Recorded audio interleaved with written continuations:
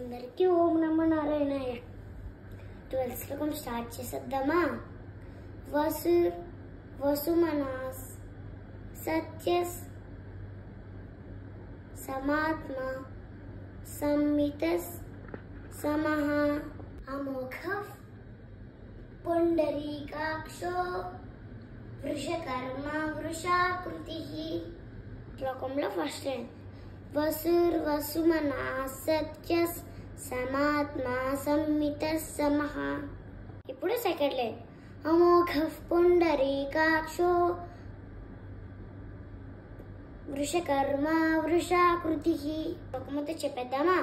వసుమనాస్ సత్యస్ సమాత్మ సంమితస్ సమః అమోఘః పుండరీకాక్షో Vrushakarma వృషాకృతిః.